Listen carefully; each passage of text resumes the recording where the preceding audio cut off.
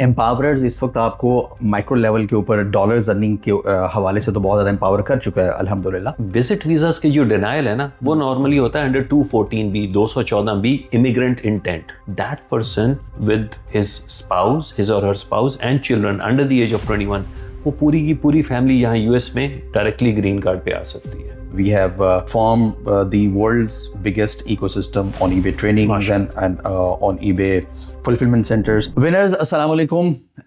मैं हूं Qasim Tanarami, founder and CEO of Empowers, और आज अभी कहते हैं मैं मौजूद हूं अमेरिका में, टेक्सास में और ह्यूस्टन में, और आज एक बहुत अमेजिंग गेस्ट हैं जिनके साथ मैं यहाँ पर मौजूद हूं। और ये जो हमारी पॉडकास्ट है या ये जो कहते हैं कन्वर्सेशनल सा इंटरव्यू है, इसको आपने एंड तक देखते हैं। There are very high chances कि आपकी लाइफ इसके बाद तब्दील हो सकती है इंशाल्लाह। ख़ास तौर पे वो लोग कि जो इंटरनेशनल एवेन्यूज़ को देखना चाहते हैं, जो लोग अमेरिका में आना चाहते हैं, और जो लोग यहाँ पे आके अपनी किस्मत आजमाई करना चाहते हैं, उनके लिए शायद आज बहुत ज़बरदस्त बातें होने जा रही हैं। असल में मैं बहुत अरसे से इस चीज़ की ज़रूरत महसूस कर रहा था कि एम्पावरर्स इस वक्त आपको माइक्रो लेवल के ऊपर डॉलर्स अर्निंग के हवाले से तो बहुत ज़्यादा एम्पावर कर चुका है अल्हम्दुलिल्लाह। और अभी हमारे बहुत सारी ऐसी ऑडियंस, हमारे फैंस, हमारे फॉलोअर्स और स्पेशली एम्पावर्स के जो स्टूडेंट्स हैं, जो इस वक्त मिलियंस में अर्न करना शुरू कर चुके हैं। Now this is the time कि उन्हें इंटरनेशनल हो जाना चाहिए। They must move to the US, they must move to the UK, they should move to the Australia और जर्मनी। तो इसी सिलसिले में कहते हैं आज मैं एक बहुत अमेजिंग कहते हैं पर्सनैलिटी, उनसे कहते हैं मैंने यानी कि टाइम लिया। मेरे कहते हैं फॉलोअर हैं, उनका नाम था फरहान। उन्होंने कहते हैं कमेंट किया कि कामरान मखदूम साहब से आप कहते हैं मिलने की यहाँ पर कोशिश करें। US में ह्यूस्टन में होते हैं और बहुत बड़े एक इमिग्रेशन के लॉयर हैं। तो हमने कामरान भाई की टीम के साथ कहते रब्ता किया और कामरान भाई ने टाइम स्पेयर किया, और today we are in Kamran भाई ऑफिस। अस्सलाम वालेकुम कामरान भाई। जी वालेकुम Qasim, thank you for coming, taking the initiative. Thank you Kamran भाई। पहले तो ये कि मतलब जितनी मैंने अब तक आपकी ऑनलाइन कहते प्रोफाइल देखी, जो आपका कहते पब्लिकली अवेलेबल डाटा था, उसके लिहाज से आई मस्ट से कि आई मीन आप पाकिस्तान का भी फ़ख्र हैं और आप कहते हैं मुल्तान का भी फ़ख्र हैं। बहुत सारे लोग, बहुत सारे गोरे बहुत सारे यानी कि हमारे देसी और कहते हैं नॉन देसी लोग जो हैं, वो आपसे US आने के हवाले से बहुत सारी कहते हैं सर्विसेज ले रहे हैं, and this is pride for us. Thank you so much for that. नहीं जज़ाकल्लाह। वो होता ही है कासिम कि हम सब लोग जो है ना अपने जो काम कर रहे होते हैं उसमें कुछ ना कुछ ऐसा कर रहे होते हैं कि और लोगों का भी भला हो रहा होता है।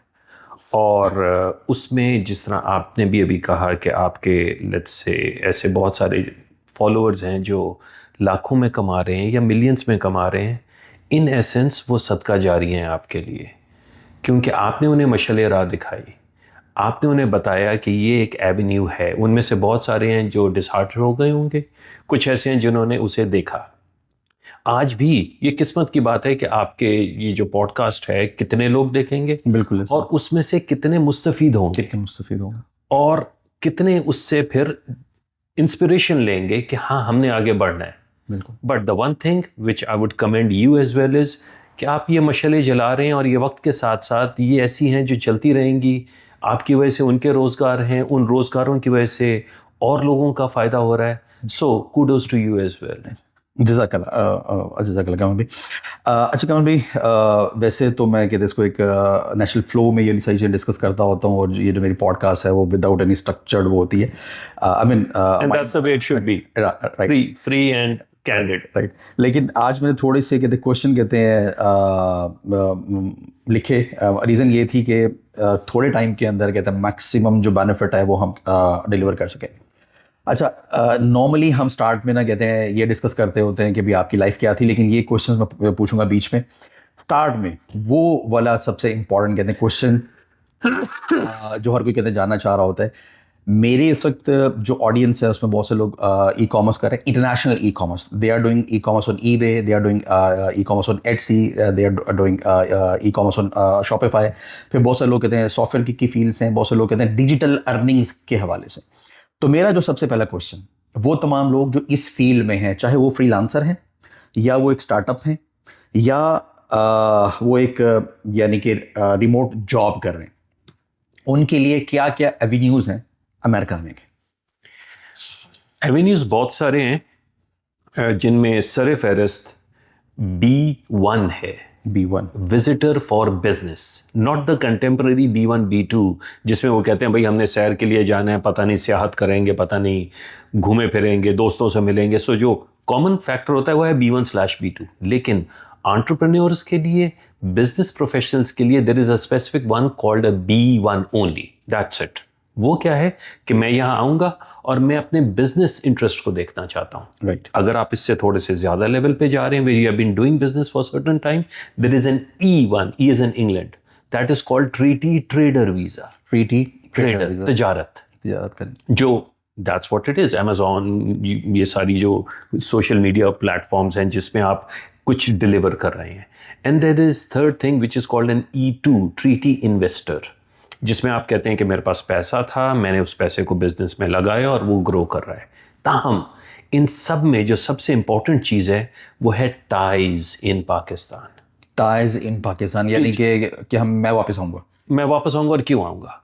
अब आप जिन लोगों की बात कर रहे हैं, मैं अखज़ ये कर रहा हूँ कासिम कि ये वो लोग हैं जिन्होंने कुछ अपने आप को मनवा लिए है। ये वो लोग नहीं है जो आज सुबह उठे और उन्होंने कहा जी हमने बिजनेस करना है, अमेरिका में बिजनेस करेंगे। बिल्कुल। ये वो लोग हैं जिन्होंने कम से कम कंपनी बना ली है।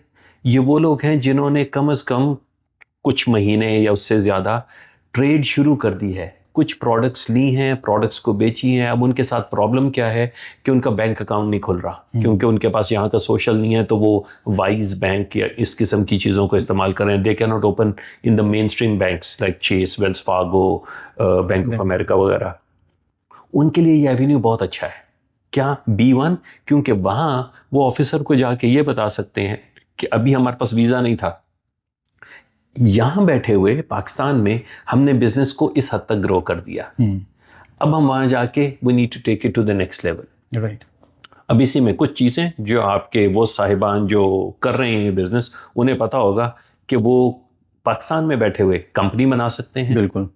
वो कंपनी का EIN लेने में थोड़ा सा टाइम लग जाता है, लेकिन वो भी कर सकते हैं। ज़्यादा उन्हें प्रॉब्लम होती है बैंक अकाउंट खोलने में, ऐसे ही। जिसमें भी कुछ तरीके हैं कि अगर उनका कोई लोकल कॉन्टैक्ट है यहाँ, उन साहब को वो, उन साहब या खातून को वो इस्तेमाल कर सकते हैं to be their representative. Right. और उन्हें दोनों काम कर सकते हैं, उन्हें एम्प्लॉय भी कर सकते हैं। राइट। तो एक पंख दो काज, उन्होंने उस शख्स को फ़ायदा भी लिया कि कंपनी बनाने में, और फिर उन्हें एज दी लोकल कॉन्टैक्ट भी इस्तेमाल कर लिया। Right. So both these things are available. Right right right. अच्छा, इसमें अकाउंट भाई के अब एक बंदा, यानी कि इस वक्त आपकी सारी बात का ये मतलब था कि अपने ये थोड़ा सा स्ट्रक्चर कहते बना लें और उसके बाद फिर अप्लाई करें फॉर B1।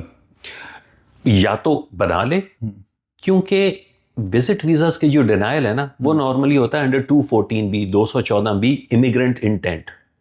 और वो क्यों होता है कि एक शख्स कहता है कि जी मैंने अमेरिका जाना है, और ऑफिसर कहता है क्यों जाना चाहते हो?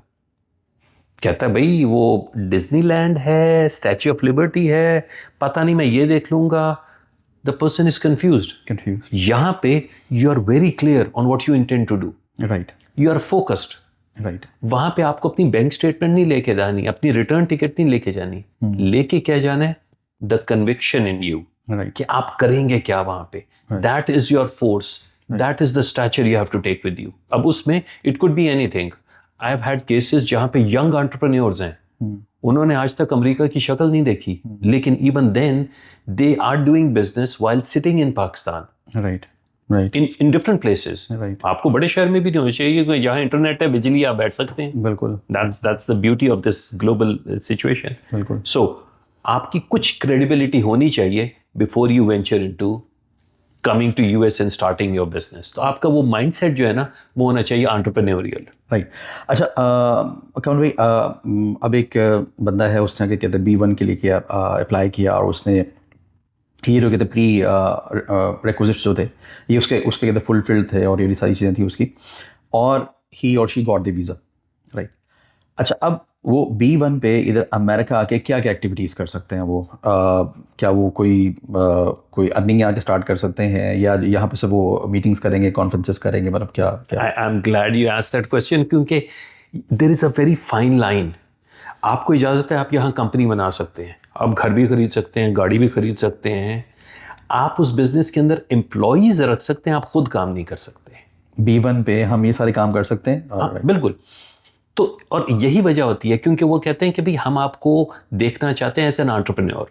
Right you cannot use the visit visa to come and work in the US.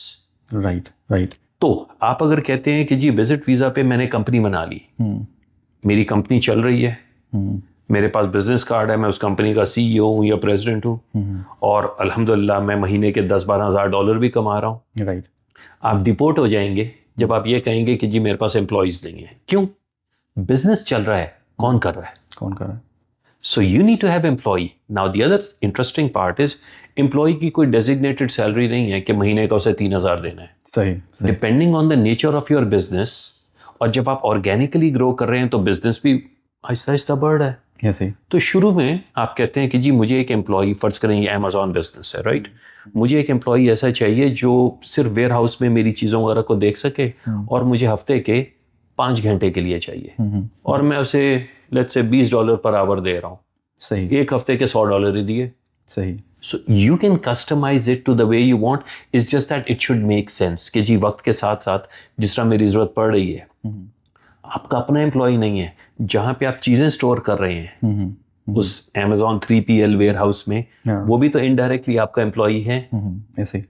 आप उन्हें जो पेमेंट कर रहे हैं, so what you should be showing yourself is कि मैं एंटरप्रेन्योर हूँ, मैं खुद जाके काम नहीं कर रहा, मैं ओवरऑल डिसीजंस ले रहा हूँ, मेरे एम्प्लॉयज़ हैं जो काम, मेरे एम्प्लॉयज़ हैं जो जो जो कहते हैं वहाँ पे काम करें। राइट। अच्छा, और इसमें काम भाई एक और चीज़ भी तो हो सकती है कि मैंने जब अपनी कंपनी ओपन की तो ऑब्वियसली मुझे अपना एक रिप्रेजेंटेटिव चाहिए वहाँ पे, जैसे कहते हैं यानी कि मेंबर मैनेज कंपनी और कहते हैं मैनेजर्स मैनेज कंपनी। तो अब मुझे फिजिकल बैंक अकाउंट ओपन करने के लिए ऑब्वियसली एक अपना कहते हैं वहाँ पे मैनेजर चाहिए। तो वो जो कहते हैं मेरा मैनेजर है, ही और she can be my first employee. Yes, absolutely, absolutely. Right right. ठीक हो गया।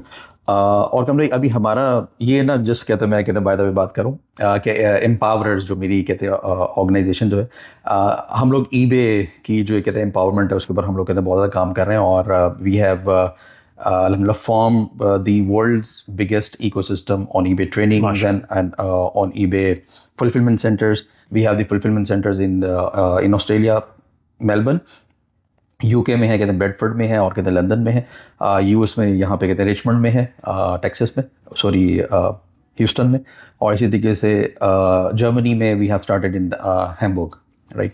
तो ये ना इसमें कहते हैं ट्रेनिंग्स और फिर हमारे मीटिंग्स और हमारे मीटअप्स और इसकी हमारी बहुत सारी चीज़ें हो रही होती हैं।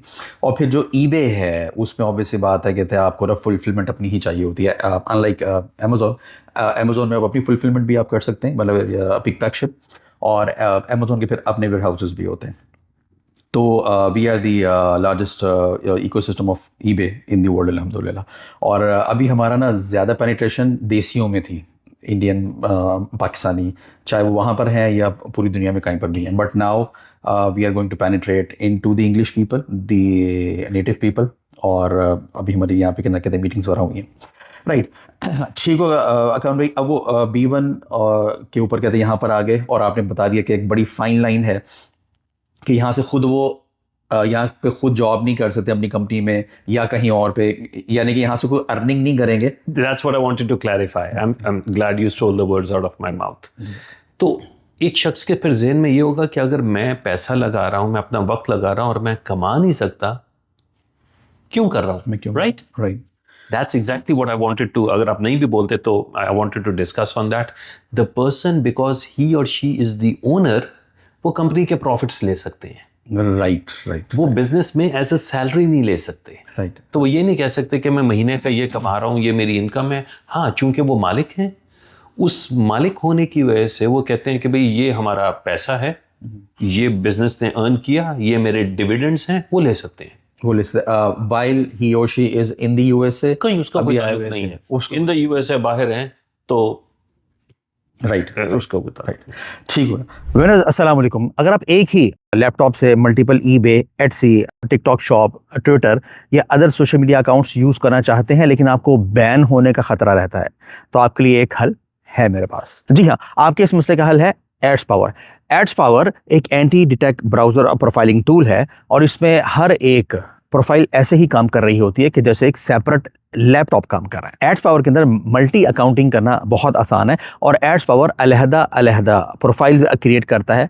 जो आपकी प्रॉक्सीज हैं वो बहुत आसानी से बाइंड हो जाती हैं और आप अगर भी टीम को रोल्स असाइन करना चाहें कि फॉर एग्जांपल ये जो मेरा टीम मेंबर ए है ये इस वक्त ईबे के इस अकाउंट के ऊपर काम करेगा और मेरा टीम मेंबर बी है वो ईबे के या एटसी के इन 3 अकाउंट्स के ऊपर काम करेगा, तो आप रोल्स भी असाइन कर सकते हैं। और इसमें जो सबसे अच्छी बात है वो ये कि असली फिंगरप्रिंट्स असाइन करता है ये हर प्रोफाइल को। अच्छा, एड्स पावर है किन किन के लिए? वो तमाम लोग जो एक ही लैपटॉप पर मल्टी अकाउंटिंग करते हैं, यानी कि एक ही मार्केट प्लेस के मल्टी अकाउंट्स को इस्तेमाल करते हैं। For example Etsy, for example eBay, for example Twitter, for example के फेसबुक के डिफरेंट पेजेस बनाकर सेल करते हैं या वेब3 के प्रोजेक्ट्स करते हैं या वो different types of affiliate marketing करते हैं while using one single laptop, या इसके साथ साथ वो डिफरेंट वर्क फ्लोज के ऊपर काम करते हैं। तो इस तरह के तमाम लोगों के लिए जिन्होंने एक ही मशीन, एक ही लैपटॉप यूज़ करते हुए मल्टी अकाउंटिंग करनी है, ये टूल उन सब के लिए है। एड्स पावर को यूज़ करना बहुत आसान है। आपने एक न्यू प्रोफाइल क्रिएट करनी है, उसमें आईपी को बाइंड करना है, ओके का बटन दबाना है और आपकी एक न्यू प्रोफाइल यानी कि आपकी एक न्यू मशीन, एक न्यू लैपटॉप रेडी है आपके एक न्यू अकाउंट के ऊपर काम करने के लिए। अच्छा जी, अब आ गई है सबसे मज़े की बात कि 1 सितंबर से 30 सितंबर तक, यानी कि 30 सितंबर 2025 से पहले आप अगर एड्स पावर को सब्सक्राइब करते हैं तो आपको फर्स्ट टाइम सब्सक्रिप्शन के ऊपर मिलेगा 50% का कैशबैक। लेकिन ये जो कैशबैक है ये $30 तक का होगा और यही सब्सक्रिप्शन रिन्यूअल आप अगर करते हैं 180 डेज यानी कि 6 माह के लिए तो आपको मिलेगा 32% का ऑफ। अगर आप ये सब्सक्रिप्शन रिन्यूअल ले जाते हैं 1 साल तक तो आपको मिलेगा 52% का ऑफ और अगर 540 डेज तक आप अगर अपना रिन्यूअल के तहत ले जाते हैं तो आपको मिलेगा 58% का ऑफ। मेरी ये बात उन सब लोगों को बहुत अच्छे तरीके से समझ में आ रही होगी कि जो multiple eBay accounts, multiple Etsy accounts, multiple Twitter accounts, multiple Facebook accounts, multiple affiliate accounts, multiple Web3 products एक ही मशीन से कर रहे होते हैं। ये उनके लिए गोल्डन चांस है। अच्छा जी, अब आपने इसको सब्सक्राइब कैसे करना है? नीचे दिए गए जो डिस्क्रिप्शन है इसमें जो पहली लाइन में दिया गया लिंक है इस पर आपने क्लिक करना है। जो फॉर्म ओपन हो जाएगा उसमें आपने अपनी तमाम डिटेल्स फिल करनी है और जहाँ पे कूपन कोड में आपने लिखना है एम्पावरर्स। जी हाँ, एम्पावरर्स। आपको मज़ीद 5% का ऑफ भी मिल जाएगा और ये जो लिंक है ये पिन कमेंट और डिस्क्रिप्शन की पहली लाइन के अंदर मौजूद है और जो कूपन कोड है एम्पावर्स ये भी लिखा हुआ है। तो यानी कि अब आप अप टू 61% तक का ऑफ ले सकते हैं। एम्पावर्स की कोशिश रहती है कि इस तरह की बहुत सारी ऑफर्स और इस तरह की बहुत सारी अपडेट्स आपके लिए लेकर आता रहे। आज हमने अपनी रिस्पॉन्सिबिलिटी को एक दफ़ा फिर से पूरा किया। तो अभी जाएं, नीचे दिए गए लिंक को क्लिक करें और अपना अकाउंट सब्सक्राइब करें।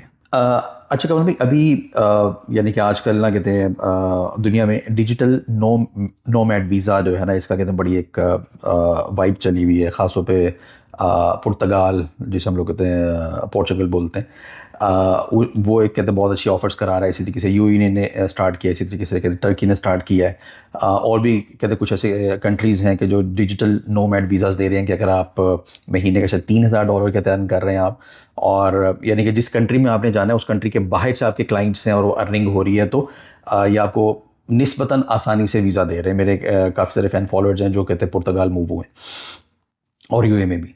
Is there any visa like digital nomad visa in the US? Not to that very norm, जो पहले ही B1 में इनकॉर्पोरेटेड है। तो ये विजिट वीज़ा है B1, वो इसी काम के लिए है जिसमें आप कहते हैं कि जी मुझे अपनी बिजनेस मीटिंग के लिए जाना है, मुझे ये इवेंट कवर करना है उसके लिए जाना है, मार्केटिंग के लिए जाना है। As long as you show कि आप वापस जाएंगे, you have ties and you have sufficient means to support yourself, it comes within the general ambit of the B. Yes, right. अच्छा, अभी B1 पे जब मैं आता हूँ तो ये आमतौर पे 5 साल का मल्टीपल एंट्री वीज़ा होता है, ये आमतौर पे जो हमने सुना है। It's if the officer is completely satisfied. अगर वो नहीं सेटिस्फाइड तो वो आपको ये भी कह सकता है कि आप कहते हैं कि जी मैं फ़लाँ शहर में जा रहा हूँ, एक इवेंट है, तो वो कहते हैं ठीक है हम आपको ये 3 महीने का दे रहे हैं। अच्छा, 1 महीने का दे रहे हैं। अच्छा, राइट। बिल्कुल उसी तरीके से जिस तरीके से आप कहते हैं कि मैं यूएस आ रहा हूँ, तब जब मैं यूएस आ रहा हूँ तो मुझे यहाँ रहने की कितनी इजाज़त है, राइट। बाय डिफ़ॉल्ट अगेन वो आपको 6 महीने की एंट्री दे सकते हैं, राइट। ऑफिसर समझता है कि जी आपने वापस जाना है, वो सेटिस्फाइड है, वो कहेगा 6 महीने की एंट्री ले लो, मुझे पता है वापस चल जाओगे। Right. लेकिन ऐसे भी मौके हैं जहां वह आपको 10 दिन की एंट्री देंगे, 15 दिन की देंगे या 2 महीने की देंगे। राइट। सो कुछ उनके नॉर्म्स हैं जो वो कहते हैं कि जी हमारा स्टैंडर्ड प्रोसीजर ये है कि अगर आपको मिलना है तो ये मिलना चाहिए। Right. But it depends on the officers level of conviction कि आपका जो केस है आप वापस जाएंगे या नहीं जाएंगे। तो 5 साल का होता है, and that also is country reciprocity, कि अगर आप पाकिस्तानी है तो 5 साल का मिलेगा, अगर आप इंडियन है तो 10 साल का मिलेगा। अच्छा। Yes, it varies from each country. Right right. अच्छा, अब एक बंदा अगर वो यानी कि B1 पे उसका जो एक साथ जो उसका कहते हैं स्टे है, that can be up to 6 months normally by default. तो अगर कोई बंदा आता है और वो पूरे 6 माह करके और फिर जाता है, तो कोई यानी कि और दोबारा उसने जब आना है, तो इज देयर एनी पॉसिबिलिटी कि जब आप इमिग्रेशन पे आप हों तो वहाँ पे आपसे वो जो ऑफिसर आप पूछे थी पहली ही दफ़ा आप आए तो 6 माह क्यों रहे, ऐसी भी कोई कॉम्प्लेक्सिटीज़ हैं या मैं जस्ट ओवर थिंकिंग कर रहा हूँ? नहीं, see we need to look at it logically. B1 या B2 क्या है? विजिटर। विजिटर क्या मतलब है? मेहमान है। मेहमान है। अब आप मुझे अपने घर दावत पे बुलाएं और आप कहें जी आए रात को खाना खाते हैं, और मैं खाने के बाद अपना बोरिया बिस्तरा ले आऊं, बिल्कुल, और मैं कहता हूं कि जी आपने बहुत अच्छी दावत की है, मैं आज रात रात इधर ही हूं मैं, और मैं कहता हूं चूंकि आप इतने अच्छे हैं मैं 2-3 दिन अभी यहीं रहूंगा। सही। और फिर 3 दिन के बाद मैं निकलता हूं आपके घर से और 2 दिन बाद फिर आ जाता हूं, मैं कहता हूं आप इतने अच्छे थे। आप कहते हैं नहीं, इस काम के लिए नहीं, हम अच्छे थे। So visit visa has to be treated as such. Right. वो 6 महीने तक की इजाजत देते हैं, ये नहीं कहते कि रहो 6 महीने। हम उसे एक्सप्लॉइट करते हैं। राइट। हम कहते हैं हम पूरे 6 महीने रहेंगे। अब 6 महीने रह के मैं जाता हूं किसी और मुल्क या अपने मुल्क, 15 दिन महीना रह के वापस आता हूं। वो कहते हैं अभी हमने 6 महीने तो रह के गए हो, तो आप रहते कहाँ पे हो? मैं कहता हूँ मैं तो अपने मुल्क में रहता हूँ। वो कहते हैं अगर मैं पिछले 7-8 महीने देखूं, 6 महीने तो यहाँ गुजार रहे हो। तो इसलिए कोशिश ये होनी चाहिए कि unless there is a reason, and फिर ऑनेस्टली अगर आप यूएस में रह रहे हैं और आप होटल्स में रह रहे हैं, आपका खाना पीना है, तो पर डे आपका $100 निकल जाएगा मिनिमम। अगर आप 6 महीने रह रहे हैं, it's going to cost you a lot, obviously. और बाकी जो लोग इतना पैसा बना भी रहे हैं कि वो अफोर्ड कर सकते हैं, वो रहना ही नहीं चाहते, क्योंकि कहते हैं हमारा तो काम पीछे बहुत सारा ऐसे ही। सो you see 2 and 2 is not adding up। ऐसे ही। राइट। अच्छा, अभी कम भाई एक और सवाल है, दो कि इसको हमने थोड़ा सा कहते पहले कवर किया, लेकिन इसको मैं एक अलहदा से दोबारा कहते पूछना चाहूँगा कि अब अगर कोई कहते पाकिस्तानी स्टार्टअप्स हैं जिनकी ना यानी कि यहाँ पे कंपनीज हैं और समहाउ उन्होंने कहते फिजिकल बैंक अकाउंट भी अरेंज कर लिया हुआ है, या फिलहाल कहते मर्करी या स्लैश जो कहते वर्चुअल बैंक से उनके थ्रू कहते चल रहे हैं। अब ये लोग B1 पे कहते यहाँ पर आ गए और अब ये यहाँ पर है। अब ये कैसे यूएस रेजिडेंट या ग्रीन कार्ड, मतलब क्या इनके लिए कहते नेक्स्ट स्टेप है कि ये कैसे कहते यूएस के अंदर रह सकते हैं और अपना बिजनेस वाला सेटल कर सकते हैं?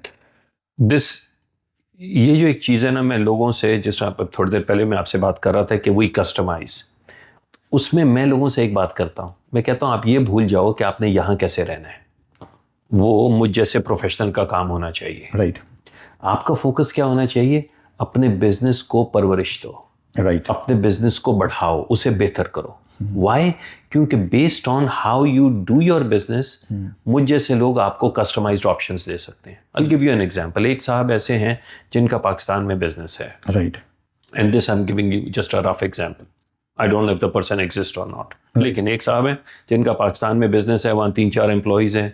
वो यहाँ आते हैं और वो कहते हैं कि जी मैं एक अपनी कंपनी बना रहा हूँ और उसके अंदर भी मैं कुछ एम्प्लॉयज़ रखूंगा। There is a concept called an L1, intra company transfer, जिसका अभी तक हमने जिक्र नहीं किया। राइट। एक साहब ऐसे, और लेकिन उसके लिए मुझे एम्प्लॉयज़ चाहिए ऑर्गेनाइजेशनल चार्ट के, पाकिस्तान में भी कम से कम 8-9 एम्प्लॉयज़ हों, यहाँ पे भी हों। सही। कुछ ऐसे हैं जो कहते हैं कि जी हमारे पास तो, हम तो तजारत कर रहे हैं, मैं यहाँ से ये लंडे के कपड़े लूँगा, पाकिस्तान भेजूँगा, यहाँ से टिम्बर लूँगा, खजूरें लूँगा, पाकिस्तान से अचार चावल लूँगा, यहाँ लाऊँगा। That's trade, that's an E1। Right. कुछ हैं जो कहते हैं जी पाकिस्तान में तो हमारा बिजनेस है ही नहीं, जीरो। सही। हम सिर्फ पैसे ला रहे हैं और पैसे को यहाँ इन्वेस्ट कर रहे हैं, उनके लिए E2 है। राइट तो मेरी कोशिश ये होती है कि मैं कोई स्वीपिंग स्टेटमेंट ना दूं कि जी ये एक चीज़ है, जाओ बाजार में हर कोई ले ले। राइट उनकी कोशिश ये होनी चाहिए कि वो क्या काम करें, बिजनेस। क्योंकि इससे कतई नज़र कासिम कि वो शख्स आज विजिटर है, कल को उसके पास कोई और स्टेटस है, फिर ग्रीन कार्ड है, फिर सिटीजन है। The one thing they all need to focus on it, हमारा बिजनेस चलना चाहिए और वो प्रॉफिटेबल होना चाहिए। Great, this is the very foundational essence, मतलब आपका बिजनेस नहीं चल रहा तो किचन कैसे चलेगा? बिल्कुल ऐसे। ऑन दी अदर हैंड, आपने एक बिजनेस ले लिया सिर्फ इस नीयत से कि वो मेरा E2 हो जाएगा या L1 हो जाएगा, और हो भी जाता है, बाद में फिर आप परेशान होते हो क्योंकि बिजनेस तो चल नहीं रहा। आप कहते हैं बस उसे सरवाइव करने के लिए कागजों का पेट भरना है। Don't do it, I tell them from day one. Right आप फोकस किस चीज पे करें, बिजनेस पे। राइट, बाकी मुझ जैसे लोगों का काम है। सही होगा। सो जब आपका भी सवाल था कि वो विजिट वीजे पे आ गया, आप क्या करें, वो अपना टारगेट देखें। मैंने अपने बिजनेस को पकड़ना है, कैसे लेके चलना है। और एंटरप्रेन्योर की खूबसूरती ये है कि वो फंस नहीं जाता। बिल्कुल ऐसे, वो उन्होंने एक कंपनी बनाई ABC इंक। अब और वो ABC इंक ने लेट्स से अभी काम कर रही है अमेजोन पे, ईबे पे क्यों ऐसा ईबे पे कर रही है, ठीक है, ईबे पे काम कर रही है। अब वो फंस नहीं गए कि मैंने ईबे पे ही करना है। वो कहते हैं मैं ईबे पे तो काम कर रहा था, लेकिन मेरे ख्याल में मैं एक ना ब्रिक एंड मॉर्टर लोकेशन भी खोल रहा हूँ। बिल्कुल, खोल लें। राइट। उन्होंने कहा कि मैंने ये लोकेशन खोली थी कैलिफोर्निया में। 1 साल के बाद पता लगा वहां के पैसे ज्यादा हैं, मैं लुइजियाना मूव हो गया हूँ।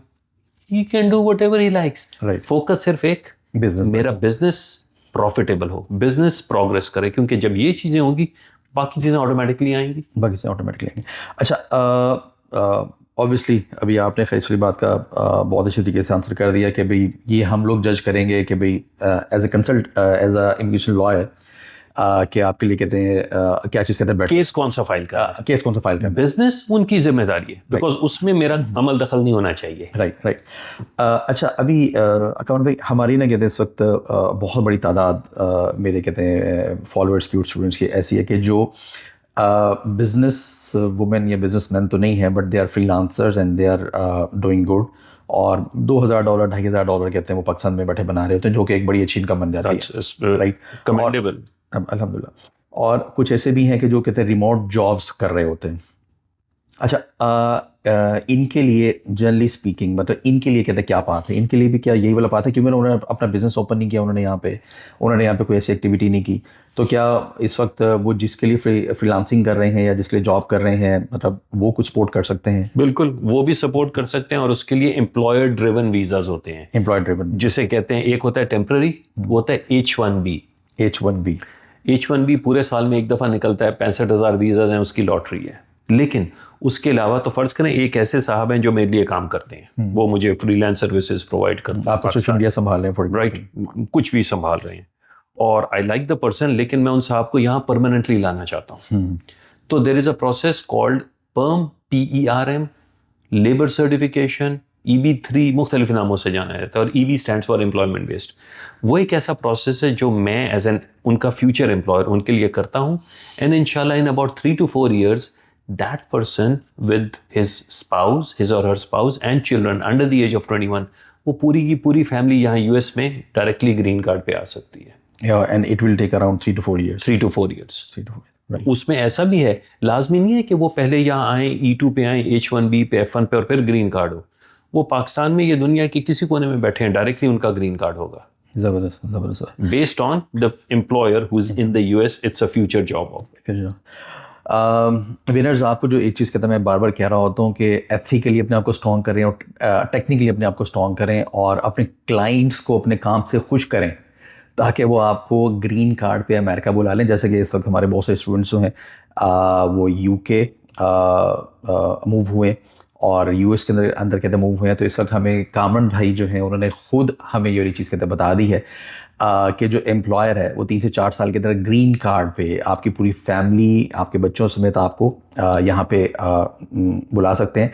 लेकिन उससे पहले जो कामरान भाई ने एक बात कही थी कि जी अपने काम पे फोकस करें, और जो एम्पावर्ड, और मैं जो आपको कहते हैं बार बार ये चीज़ कहते रहता हूँ कि एथिकली स्ट्रॉन्ग बने, टेक्निकली स्ट्रॉन्ग बने, और अपने क्लाइंट्स को, अपने एम्प्लॉयर्स को अपने आप से खुश करें। अगर तो आपने यहाँ पे कंपनीज ओपन की हुई हैं, अगर आप खुद से एंटरप्रेन्योर हैं, that's great, but if you are not, तो फिर आपको मतलब ये एक्टिविटी करनी है कि उससे कि आपके एम्प्लॉयर्स आपको खुद यहाँ पे बुला सकते हैं। ठीक हो गया जी। लेट मी इंटरप्ट यू, आप बार बार दो अल्फाज इस्तेमाल कर रहे हैं, ethically and technically, strong, and these are very important. तो एथिक्स, असूल आपके जो हैं, they are ingrained in you, और वो एथिक्स, वो नॉर्म्स ऐसे होने चाहिए कि आप बरमला हर जगह वो बोल सकें। बिल्कुल। यानी कि ऐसी चीज़ कि अगर बंद कमरे में आपसे कोई सवाल पूछ रहा है और वही आपसे 100 लोग बैठे हैं तो आप वही जवाब दे सकें। बिल्कुल। क्योंकि एथिक्स एक ऐसी चीज़ है, मोरल आपकी अपनी अमानत है, ये ऐसे ही। आपने डिलीवर क्या करना है। अगर आप कर सकते हैं करें, नहीं कर सकते आप कहें मैं नहीं कर सकता, because the other person knows. हम कई दफ़ा ओवर प्रॉमिस करते हैं, अंडर डिलीवर करते हैं। That is not the right thing to do. और ये शॉर्टकट्स हमें नहीं ढूंढने चाहिए। You are young, yes I completely comprehend आपकी एस्पिरेशंस। आप कहते हैं मैं ओवरनाइट मेरे पास ये भी आ जाए, ये भी आ जाए। Success is sweet but it takes time. It cannot be, as they say, Rome was not built in a day. हम पूरी दुनिया जाती है दारी की चीज़ें देखने के लिए, but it has a history. So यहाँ पे जितने भी लोग आपके फॉलोअर्स हैं, आई वुड स्ट्रांगली रेकमेंड कीजिए वो अपना फील्ड चुन लें कि उन्होंने क्या करना है, and then stick to it. मौसम तब्दील हो, हुकूमतें तब्दील हो, वो डिविएट ना करें। क्योंकि फ़र्क तभी आता है जब वो 6 महीने साल उन्होंने काम किया, मार खाई, उन्होंने कहा नहीं इसमें पैसा नहीं है, इसमें इज्जत नहीं है, वो जो है ना वो दूसरा है, उसके पीछे चल पड़ो। The grass is greener on the other part of the world. It never happens. It never happens. आप फोकस रखें जो आप कर रहे हैं। I normally give this example कि हमारे घर में एक मासी है जो काम करती है, हम सबके घरों में होगी, और अगर वो अच्छा काम करती है ना, हम उस पर फिदा हैं। बिल्कुल ऐसे। हम कहते हैं कि बीबी आप आओ, हम आपको एक्स्ट्रा पैसे भी दे देंगे, आपको खाना, because you do your work good. ऐसे ऐसे। हालांकि काम हम खुद भी कर सकते हैं। ऐसे। सो हमारे इर्द गिर्द के लोग हैं, हमें उनसे सीखना चाहिए। बिल्कुल ऐसे। कि if they are dedicated, they are hard working, we respect them. और अगर एक शख्स मुफ्त में भी काम कर रहा है, we don't like, we say sorry, we don't need you. Obviously. तो नहीं, अब आपने सुन लिया कि कहते हैं कंसिस्टेंसी, बल्कि इसको अगर मैं ज़्यादा स्पेसिफिक बोलूँ तो परसिवियरेंस जो है ना, कहते हैं वो इसको कहते हैं, कामरान भाई भी ये वाली बात कह रहे हैं कि perseverance is very much important. तो कहते हैं stick to your one that single skill until कि आप उसके अंदर कहते हैं कोई बहुत ज़बरदस्त अचीवमेंट्स फ़र्क कर लें। फिर अगर आपने दूसरी या तीसरी स्किल ऐड करनी हो तो you can do that. Thank you Kamran भाई, आपने कहते हैं ये एक कहते हैं बहुत अच्छी बात की। अच्छा, अभी दो क्या आपने ये चीज़ कहते हैं अभी शेयर की है कि आप या जो भी इमिग्रेशन कहते हैं लॉयर्स होते हैं, वो असेस करते हैं कि एक बंदा जो है ना, इसने कहते हैं किस वीज़े पे आना है, और कुछ आपने कैटेगरीज का कहते हैं नाम भी लिया, बट जस्ट फॉर दी एक इंट्रोडक्शन और कहते हैं नॉलेज, ये जो मेरी जो ऑडियंस है, जो मैंने आपको थोड़ा सा इंट्रोडक्शन भी दिया, इनके साथ वैसे जो रेलिवेंट वीज़ा कैटेगरीज जो है वो कौन कौन सी होती हैं? और भी हो सकती हैं। For example, there is something called an O as an orange, O1, extraordinary ability. एक शख्स है, वो कहता है कि जी मेरे पास ये खास महारत है, मैं ये काम यूं कर सकता हूं, मुझ जैसे लोग बहुत कम हैं। हम हैरान हो, हम कहते हैं ये तबाखी है, राइट, शेफ है। O1 is for those people as well who have excelled in their field as a cook, as a chef. Right. तो कोई भी काम छोटा या बड़ा नहीं है। If you know that you are good in what you do, there is this O1. So how we will measure कि ये बंदा extraordinary है in that field? I mean, हम कैसे शो करेंगे? That's sort of a difficult question. उसकी वजह ये है, फॉर एग्जांपल एक बंदा ईबे पे काम कर रहा है, या एक बंदा जो है ना किसी का सोशल मीडिया के तो बहुत अच्छा मैनेज करता है, राइट? मैं ज़रा थोड़ा सा ना कस्टमाइज कर रहा हूँ। हाँ जी। तो वो कैसे प्रूव करेगा कि I am extraordinary in this field? Results speak for themselves, right. तो जिन साहब के लिए वो सोशल मीडिया मैनेज कर रहे थे, फिर उन्हें थोड़ा सा प्रूफ देना है कि देखें जी, जब तक मैं इन्हें ऑन बोर्ड नहीं लाया था, ये मेरा रेवेन्यू था, ये मेरी सोशल प्रेजेंस थी। जब से मैंने लेकर आया हूँ, this is what's there, right. आज से 3 साल पहले जब ये नहीं थे, ये मेरे टैक्स रिटर्न थे, राइट। अब जब ये हैं, ये मेरे टैक्स रिटर्न्स हैं। ग्रेट, सही। मैं अपनी सोशल मीडिया की हिस्ट्री को निकालूं तो 3 साल पहले जब ये साहब नहीं थे तो मेरे पास 2 व्यूज़ थे, अब मेरे पास 5000 व्यूज़ हैं। मुझे ये डायरेक्शन देते हैं कि कहाँ क्या काम करो, कैसे करो, customised one. So everything has to be done in that customised way, जहाँ पे वो results are there, they speak for themselves. Right. और यानी कि इस तरह का कोई भी ये जो बंदा है जो फॉर एग्जांपल अपने कहते हैं social media management, organic ranking वगैरह इसके अंदर अगर एक्सपर्ट है बहुत ज़्यादा, अगर उसके लिए कोई डिफरेंट वेबसाइट्स के ऊपर ब्लॉग्स लिखे गए हैं, क्या वो भी इन चीज़ों के अंदर काम हो सकते हैं? एब्सोल्युटली उसने कोई पेपर कहते हैं पब्लिश कर दिया कहीं पे, कहते हैं सोशल मीडिया या ईबे के हवाले से, या ईबे की इंटरनेशनल वेबसाइट पे उसकी पिक्चर आ गई कि यार ये बंदा जो है ना बहुत ज़बरदस्त बड़ा अच्छा काम कर रहा है, तो ये चीज़ काउंट होती हैं इन चीज़ों में? I take your example. Qasim कहते हैं कि जी मेरी वजह से इतने लोगों का इम्पैक्ट पड़ा, ठीक है। अब आपके रेफरल्स या आपके रेफरेंसेस वो लोग भी होंगे जो कहेंगे हाँ हमने देखा है Qasim is a good person, ये सब कुछ उन्होंने किया, लेकिन ज़्यादा रेफरेंसेस वो होंगे जो एक शख्स उठ के कहेगा कि जी I was nobody, he gave me the direction and because of his direction now I am at a different level. अल्हम्दुलिल्लाह। तो वो जो रिपल इफेक्ट है, जो आपकी बात ने उस पर असर किया, उसने उसे फॉलो किया और उसकी वजह से उसकी जो प्रोग्रेस हुई, that also speaks for itself. Right. You directing somebody in that particular direction and that person meticulously following it. तो जब आप रेफरेंसेस की बात कर रहे हैं, वो रेफरेंसेस ऐसे नहीं होनी चाहिए कि सिर्फ बड़े बड़े कॉरपोरेशंस या अपने पब्लिकेशंस कर दी, बल्कि रियल लाइफ एग्जांपल्स कि जहाँ पे उनका इम्पैक्ट क्या पड़ा। ग्रेट। तो ये चीज़ें फिर यानी कि एज अ इमिग्रेशन लॉयर आप ये सारी चीज़ें फिर वे करते हैं, मैयर करते हैं? तो जब आपने सवाल पूछा था कि जी वो कैसे करेंगे, मैंने कहा मुश्किल है, बिकॉज दैट्स नॉट समथिंग जो मैंने अभी कहा हाँ ये है ठीक है कर देते हैं। Each person has its own credentials. Right. और ये भी मैं बताना चाहूँगा आपके कई साहिबान को कि जब वो देखते हैं तो वो कहते हैं अच्छा हमें बता दें पहला कौन सा केस था, हम भी उसी को कॉपी पेस्ट कर लें। भाई आप अपने शोबे में माहिर हैं, you cannot be a copy paste. Right, बिल्कुल। You have your own inborn credentials. आपको उसमें से उजागर करना है। Right. अच्छा अकबर भाई, आम तौर पे ऑब्वियसली मतलब बहुत सारे लोग जो है ना बहुत एक्साइटेड होते हैं कि भी अमेरिका मूव होना है या जाना है या वहाँ की जो इकोनॉमी या अपॉर्चुनिटीज़ को देखना है। आम तौर पे वो कौन सी ऐसी कहते हैं कॉमन मिस्टेक्स हैं कि जो लोग एवं ही कर देते हैं, मतलब, और उसकी वजह से फिर बाद में उन्हें कहते हैं मसाइल होते हैं? Very relevant question. आपकी इमिग्रेशन जर्नी में आपके बहुत सारे लोगों से ताल्लुकात बनते हैं। उसमें वीज़ा ऑफिसर होता है, उसमें आपके मुख्तलिफ फॉर्म्स होते हैं जो मुख्तलिफ औकात में आप जमा करवाते हैं। प्लीज़ आई इंसिस्ट, आपको अपने हर फॉर्म के बारे में सब कुछ पता होना चाहिए। डोंट जस्ट से कि जी मैंने एक एजेंट को दे दिया था, उसने मुझसे पासपोर्ट मांगा, उसने फॉर्म भर दिया और मैं चला गया। इससे कतई नज़र कि आपको वीज़ा मिले या ना मिले, आपकी ये कोशिश होनी चाहिए कि फॉर्म्स के अंदर कंसिस्टेंसी होनी चाहिए। क्योंकि with the growing consistency means के जो इन्फॉर्मेशन पहली दफ़ा दी गई फिर वही हो ऑलवेज। और अगर हम सबसे गलतियां हो जाती हैं, अगर कहीं गलती हो गई, हमने एक चीज़ जो लिखनी थी नहीं लिखी, तो हम अगली दफ़ा जब जाएं तो उस गलती की तस्हीह कर लें और बता दें कि जी सॉरी हमसे पहले ये हो गई थी। फॉर एग्जाम्पल विजिट वीज़ा है, लोग अप्लाई करते हैं। आई स्ट्रांगली रिकमेंड कि इस विजिट वीज़ा एप्लीकेशन में आपने जहां कहीं भी काम किया, जो कुछ भी किया, सब कुछ लिख दें, क्योंकि लेटर ऑन वही चीज़ें फिर आपसे वो पूछते हैं कि भाई पहले तो आपने नहीं लिखा था, आप कैसे बता रहे हैं। राइट। और फिर कई दफ़ा ये भी होता है, विजिट वीज़ा मैंने अप्लाई कर दिया, मैं यहाँ आ गया, विजिट वीज़ा में मैंने लिखा था and this is real life कि जी मैं तो जिम्मेदार हूँ। यहाँ आया, किसी ने मेरे लिए ग्रीन कार्ड फाइल करना था, उसने कहा जी आप 2 साल का वर्क एक्सपीरियंस दिखा देंगे। मैंने कहा हाँ पाकिस्तानी हूँ, दिखा दूंगा, कोई फिक्र ही नहीं है, और दिखा भी दिया। 4 साल बाद गवर्नमेंट ने मुझे पकड़ लिया। अच्छा, सही। उन्होंने कहा भाई आपने कहा था, and this is an example, कि 2002 से 2004 तक आपने ये वर्क एक्सपीरियंस किया था। मैं कहता हूँ हाँ पाकिस्तानी हूँ। कहते लेकिन 2004 में आपने विजिट वीज़ा भी फाइल किया था, उसमें तो आपने ये नहीं लिखा।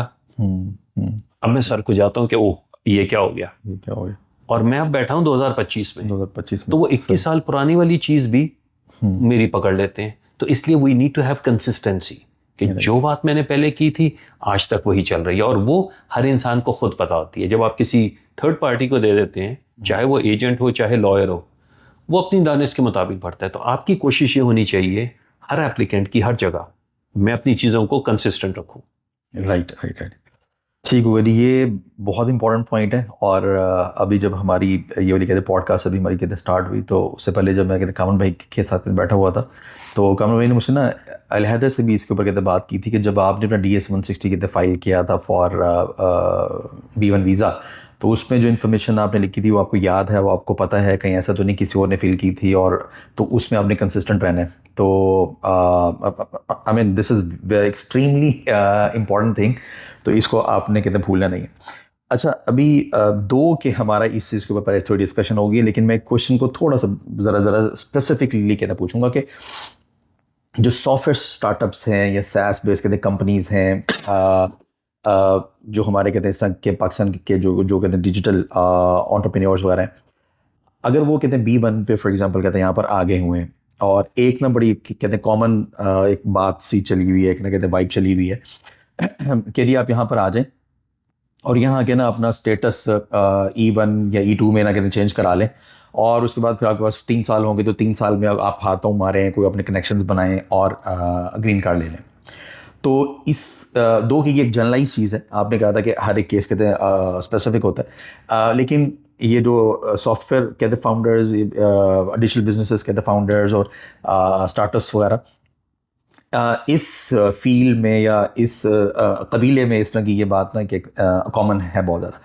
तो क्या यहाँ पे वो E1 या E2 के ऊपर कन्वर्ट हो सकता है, और क्या ऐसा करना चाहिए, और क्या ये फिर आगे लीड टू कहते हैं ग्रीन कार्ड में कोई आगे कोई चैलेंजेस तो नहीं आते, ये specific to these guys? It's whole topic in itself, क्योंकि जहाँ पे आपने कहा क्या वो कर सकते हैं, yes they can do it, क्या उन्हें करना चाहिए, आई डोंट नो व्हाई, बिकॉज दोनों के प्रोज एंड कॉन्स हैं। I'll give you an example. एक साहब हैं जो विजिट वीज़ा पे यहाँ आए, उन्होंने देखा, उन्होंने कहा यहाँ बिजनेस बहुत अच्छी अपॉर्चुनिटी है, मैं तजारत करूँगा, मैं ट्रेड करूँगा, और तजारत के उनके पास प्री रेक्विजिट्स या नेसेसरी इंग्रेडिएंट्स भी हैं।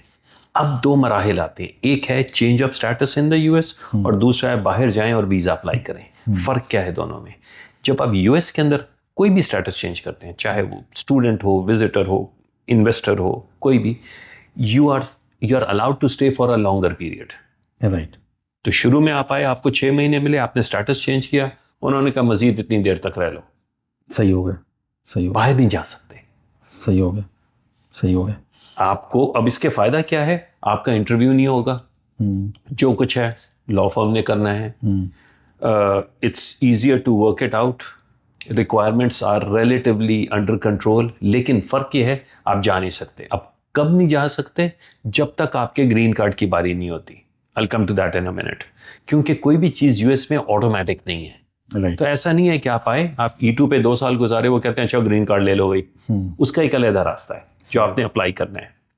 लेकिन आपने E2, F1, H1B, L1 कोई भी, ये सारे हमारी नॉमेनक्लेचर है for non immigrant visa. Non immigrant का मतलब है आपको फॉरेन मिल जाएगा, लेकिन उसकी एक एंड डेट है। ठीक हो गया। अब यही काम आप कहते हैं भाई मैंने फंसता नहीं है, मैंने US में नहीं करना, तो मैं बाहर जाऊंगा और एम्बेसी या काउंसलेट में करूंगा। बाहर यानी कि अपनी कंट्री में जाऊंगा, कहीं अपनी कंट्री में जाएं या कहीं भी जाएं, आउट ऑफ अमेरिका जाके, आउट ऑफ अमेरिका वहां जाके आप जब करते हैं उसे कहलाते हैं वीजा। जो US के अंदर है दैट्स कॉल्ड स्टेटस चेंज। अब जो वीजा है वो आपको एक आपके पासपोर्ट पे एक नया ठप्पा लगता है, सही। उसका फायदा क्या है? बेअक वक्त at any given time you can have more than one visas, right. आप आ जा सकते हैं। तो आपका फिर सवाल है क्यों, मैं वो क्यों ना कर लूं? वेल द चांसेस आर कि चूंकि आप बाहर से अप्लाई करेंगे, 3 में से एक चीजें होंगी, नया वीजा मिल जाएगा, विच मीन्स के नया वीजा है और वो पुराना वीजा भी लगा हुआ है। सही हो गया। इससे बुरा ये होगा कि ये नया वीजा नहीं मिला, सही, और उससे भी बुरा हुआ कि ये जो वीजा लगा है ना वो भी गया। अच्छा। सो आपका रिस्क फैक्टर बाहर से बहुत ज्यादा है। मेरी प्रीडोमिनेंट कंसल्टेशंस में शुरुआत यहीं से होती है कि भाई हमने US में नहीं रहना, हम तो बाहर ही रहेंगे, आना जाना करेंगे। And when I tell them look this is the risk factor, वे कहते हैं ओह US के अंदर से आके कर लेंगे। सही सही। तो आपका जो सवाल था क्या वो US के अंदर स्टेटस चेंज कर सकते हैं? बिल्कुल कर सकते हैं। क्या उन्हें करना चाहिए? That's where I talk to them. Right. अब उसमें कई लोग ऐसे भी होते हैं कि जिसमें हस्बैंड वाइफ और बच्चे हैं, तो मैंने कहा अच्छा आप ऐसे करें, अगर बीवी की ज़्यादा ज़रूरत नहीं आने जाने की तो बीवी और बच्चे यहाँ जाएं, वो अपना स्टेटस चेंज कर लें। सही सही। शौहर की अगर ज़रूरत है कि वो बाहर कहीं जॉब कर रहे हैं या उनका कोई बिजनेस है तो वो आते जाते रहें, वो विजिट वीज़े पे ही आते जाते रहें। सही सही। और जहाँ तक ग्रीन कार्ड का ताल्लुक है that is a different phenomenon, कि ग्रीन कार्ड आपको एम्प्लॉयर के ज़रिए मिल रहा है, कोई स्पॉन्सर आपका बन रहा है, आपने इन्वेस्टमेंट की है, या क्या है। लेकिन वो एक अलहदा डिस्कशन है जो कि ऑटोमेटिकली आपको नहीं मिलती। तो अभी तक अमेरिका में कोई ऐसा वीज़ा नहीं है जो कहता है कि जी आप यहाँ पे स्टूडेंट हैं, आपने बैचलर्स कर लिया, मास्टर्स कर लिया, या इन्वेस्टमेंट है, आपने 8 लाख की इन्वेस्टमेंट कर ली, आपको हम ऑटोमेटिकली दे रहे हैं। सही, उसका एक अलग प्रोसेस है, वो करना ही है। सही हो गया, सही हो गया। अच्छा, ये green, I don't know if I answered your question और not. You have clear that. अच्छा, अभी इसमें ये जो ग्रीन कार्ड है, ये but if I specifically ask, ये मतलब राइट है या गिफ्ट है Discretion, या discretion. डिस्क्रिप्शन है? तो दो अल्फाज होते हैं लॉ में, एक है राइट और एक है डिस्क्रेशन। ये तमाम तरह non immigrant visas, these are discretionary. अच्छा, immigrant visa is sort of a right, और वो इसलिए है कि वो उसकी फाउंडेशन बनती जा रही है। सही हो गया। सो फॉर एग्जाम्पल, आप कहते हैं मुझे एम्प्लॉयर के जरिए ग्रीन कार्ड फाइल करना है, उसके तीसरे स्टेप पे नहीं आप डायरेक्टली जाते, पहले उसका बेसिक स्टेप है going to the department of labour, जिसमें आजकल तकरीबन 2.5 साल लग रहे हैं। जो 4 साल का मैंने वक्त बताया था उसी में वो शामिल है। अच्छा, उसके बाद में उसके ऊपर आप इमिग्रेंट वीजा फाइल तो यहाँ कोई शॉर्टकट्स नहीं होते? तेज, वो कोई स्पीडी? वो नहीं, वो बीच में एक प्रोसेस आता है जहां वो आपसे एक्स्ट्रा पैसे लेके उसे जल्दी कर देते हैं। राइट। लेकिन डिपार्टमेंट ऑफ लेबर में भी अब केस चलता है, तो एक एम्प्लॉयर कहता है कि जी हमने एक टेक्नोलॉजी ऑफिसर रखना है, तो गवर्नमेंट कहती है भाई इस टेक्नोलॉजी ऑफिसर को कितने पैसे दोगे? हम बताते हैं। फिर आप बाहर से क्यों ला रहे हो, लोकल मार्केट में कोई नहीं मिलता, इंटरव्यू करो, रिजेक्शन लेटर्स दो। तो वो तमाम तर चीज़ें जो अकल को तस्लीम करती हैं कि आप बाहर से हर शख्स ला रहे हो, तो पहले अपनी लोकल मार्केट को टेस्ट करो, वो सारी फॉलो होती हैं। चूंकि वो फॉलो होती हैं, it forms as a matter of right. Right. लेकिन उसमें भी अगर आपकी कुछ गलती है, मतलब आप पहले डिपोर्ट हुए थे, आप किसी और नाम से आए थे और फिर आपने अपना स्टेटस चेंज किया, कोई गलती आपकी निकल आई, ये DS 160 की हम बात जो कर रहे थे कि अभी आप कह रहे हैं मेरा 2 साल का एक्सपीरियंस है और किसी और फॉर्म में आपने कहा था है ही नहीं, दीज कॉन्ट्रडिक्शंस फिर वो राइट नहीं बन जाता। ठीक है, क्योंकि आपने 2 में से एक चीज की थी, एक है फ्रॉड और दूसरा उससे भी बड़ा है मिसरिप्रेजेंटेशन। मिसरिप्रेजेंटेशन।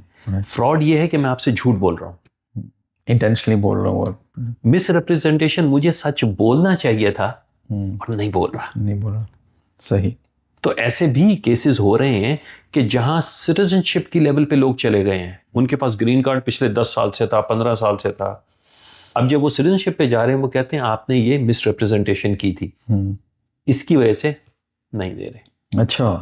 बल्कि एक और लफ्ज़ जो आजकल इस ट्रंप एडमिनिस्ट्रेशन ने शुरू किया है वो है, क्योंकि पहले होता था सिर्फ डिनाइल। अच्छा। डिनाइल का मतलब आपने एक एप्लीकेशन फाइल की, उन्होंने कहा हम नहीं दे रहे। अब है रेवोकेशन। रेवोकेशन का मतलब है मेरे पास तो है, मैं तो पिछले 2 साल से सिटीजन हूँ, गवर्नमेंट कहती है वो गलती से दे दिया था। ओए होए होए होए, यानी कि ऐसी की तैसी फेर देंगे। राइट। अब वो मैं सिटीजन हूँ और मैं तो एक अरसे से सिटीजन हूँ, तो मैं तो चौड़ होकर बैठता हूँ, मैं कहता हूँ मेरा क्या बिगाड़ सकते हो। बिल्कुल। And this is a real life example. I'll just share and this was in the news as well. You can Google and search it. New York के एक लाइसेंस्ड डॉक्टर थे, सही, यूएस सिटीजन, यूएस में बॉर्न हुए हैं। अच्छा। Here is the interesting part. वो US में बॉर्न हुआ है शख्स, he is a licensed doctor, 3 या 4 दफा पासपोर्ट भी रिन्यू कर लिया उन्होंने और उस बेस पे ट्रैवल भी किया। अब अगली दफा पासपोर्ट रिन्यू करने लगे तो गवर्नमेंट ने कहा नहीं सॉरी भाई, हम आपको पासपोर्ट रिन्यू नहीं करेंगे। अच्छा। Born and raised in the US. Absolutely. So what could go wrong? Technicality. वो साहब जब यहाँ पैदा हुए थे, उनके वालिद डिप्लोमेट थे। अच्छा। उनके वालिद diplomat came to the US as a diplomat. And that is one category कि अगर आप डिप्लोमेट हैं और आपका बच्चा यहाँ पैदा होता है तो वो ग्रीन कार्ड होता है, उसके पास सिटीजन नहीं होता। हालांकि इलीगल का भी बच्चा यहाँ पैदा होता है तो वो सिटीजन है। इस एक टेक्निकलिटी की वजह से उन्होंने कहा सॉरी, ये हम सिटीजनशिप आपसे रिवोक कर रहे हैं। हाँ, और लेकिन पैदा तो यही हुआ। इसी में एक और कमबख्ती थी, एक साहब जो कि CBP customs and border protection में खुद ऑफिसर था, वो यहाँ है, उसकी माँ यहाँ है। This is a second real life story. वो यहाँ पे हैं और लोगों को पकड़ के रिपोर्ट कर रहे हैं, तो माँ ने कहा भाई तेरा अपना भाई भी तो मेक्सिको में बैठा है, उसके लिए कुछ कर ले। उसने वो I-130 फॉर्म भर के भेज दिया। जब वो भर के भेजा तो पता लगा कि ये जो CBP ऑफिसर है, अब रिटायर भी हो गया है, इसकी जो बर्थ सर्टिफिकेट था ना वो 2 नंबर बना हुआ था। अच्छा। उन्होंने कहा भाई को तो छोड़ो, हम तुम्हारे खिलाफ कर रहे हैं, हालांकि तुम अपने हमारे ही भाई बंदी। नहीं, लेकिन ये पिछले को 2-3 साल का हो तो करेंगे तो ये तो बिल्कुल मतलब 30-35 साल 40 साल पुरानी चीजें उठा के ला रहे हैं। एनीथिंग। अच्छा। Why? Because I am using one word, revocation. Revocation, fraud, misrepresentation कहीं पे भी है, एंड दैट्स द रीजन। ये सेगवे है उस चीज का जो मैंने आपको थोड़ी देर पहले कहा था, maintain your records. Maintain your records, right. And you are the best person to maintain your records. किसी और पे मत डाल दें। सही सही। मुझ जैसे वकील के पास मत आए कि जी ये तो आपकी जिम्मेदारी है, क्योंकि मैं सेल्फिश हूं। मैं अपने 4 कागज देख रहा हूं, मुझे नहीं पता आपकी पिछली 25 या 40 साल की जिंदगी क्या हुई। बिल्कुल बिल्कुल। So be honest to yourself, be committed with yourself. आप जो भी चीजें दे रहे हैं वो ये सोचें कि जी मेरे पास ये चीजें सही होनी चाहिए, क्योंकि इट्स माई लाइफ। बिल्कुल बिल्कुल। वही बात है कि वो यानी कि बेहतरीन रास्ता जो है वो सीधा रास्ता ही है। Absolutely, absolutely. और जब आप सीधे रास्ते पे चलते हैं ना तो आपको सुकून है। सुकून है, बिल्कुल। चैलेंज, आपको ये डर नहीं है कि जी मैंने पहले क्या कहा था, अब क्या कहा है। जो बात है सच्ची गई। बिल्कुल सही। नहीं देखें, लालच नहीं होना चाहिए कि जल्दी हो। जो चीज़ होगी वो वक्त पे होगी, लेकिन कम से कम दिल का सुकून तो है कि जी कोई झूठ नहीं बोला। बहुत इंपॉर्टेंट चीज़ें इस वक्त कामन भाई शेयर कर रहे हैं आप सबके साथ। तो ये सारी इंटीग्रिटी कितने मेंटेन करनी है राइट फ्रॉम दी, यानी कि सबसे पहले आपने फॉर्म फिल किया वहाँ से लेके, या आपके लिए भी अगर किसी ने फॉर्म फिल किया तो आपने खुद ज़रूर कहते हैं चेक करना है। अच्छा कामन भाई, क्या US जो है लैंड ऑफ अपॉर्चुनिटीज़ है? आप सुनना चाह रहे हैं कि है या नहीं है? मतलब ये एक ऐसी चीज है which I can not even say, it's clear as daylight. मतलब मैं वो चीज बोलूं जिस पे आपको कोई शक हो। सही सही। I have yet to see a person जो कहता है कि जी US is not the land of the opportunity, और उसने मेहनत नहीं की। ऑब्वियसली वो शर्त है, मेहनत शर्त है। मेहनत करें, ये मुल्क आपको देगा। वो जो इस्लामी कॉन्सेप्ट है ना कि पसीना खुश्क होने से पहले मजदूरी दे दो, तो मेरे पास अगर कोई आता है और मैं उसे सर्विसेज नहीं दे पाता, वो कहता है आइंदा इस वकील के पास नहीं आना, लेकिन जो मेरे पैसे हैं वो देगा, because that is the culture over here. यहाँ टिपिंग का कल्चर क्यों है? क्योंकि यहाँ ये कहते हैं कि हम गए रेस्टोरेंट में, खाना खाया, अच्छा लगा तो ज्यादा टिप देंगे, सही नहीं अच्छा लगा तो हम कम टिप देंगे, लेकिन टिप जरूर देनी है। क्यों? क्योंकि इसका ये वाला हक था जो अभी हमारी ट्रांजैक्शन हुई है। सो ये मुल्क वो है, आप खुद देखें, अगर ये मुल्क लैंड ऑफ द अपॉर्चुनिटी नहीं है, ये उन लोगों को पाल पोस रहा है जिन्होंने आज तक इसकी शक्ल नहीं देखी। What else do you want from me? सही। वो लोग अमेरिका से इस्तेफादा कर रहे हैं, सही, जिनके पास वीजा नहीं है, और वो क्यों कर रहे हैं? क्योंकि उन्हें एतमाद है। सही हो गया। हर उस शख्स की कन्विक्शन है, आपके हर उस फॉलोअर की, हर उस शख्स की जो इस वक्त 1 2 लाख या जो भी पैसे कमा रहा है, कि जी मैं अगर US के साथ डील कर रहा हूँ, मेरा पैसा डूबेगा नहीं। पैसा डूबेगा नहीं। अच्छा, यहाँ पे ना आप लोगों ने इमोशनल नहीं हो रहा कि US ने ये मसले क्रिएट किए, फला कंट्री के साथ के मसले क्रिएट किए, वो एक कहते हैं पॉलिटिकल साइड हो सकती है, but if we talk about in terms of business, in terms of opportunities, और इन टर्म्स ऑफ जितने भी हमारे कहते हैं बड़े बड़े स्टार्टअप्स है, जो भी आप कहते हैं बड़ी बड़ी कंपनीज देखते हैं, सिलिकॉन वैली है, या जो भी, या इवन आप जो लैपटॉप्स यूज़ कर रहे हैं, जो बचपन से विंडोज़ यूज़ कर रहे हैं, और उस विंडोज़ के वो लाइसेंस के पैसे आपसे नहीं ले रहे हैं, कि फ्री में आप यूज़ कर रहे हैं, तो बहुत सारी चीज़ें हैं जो कंसिडर करने वाली।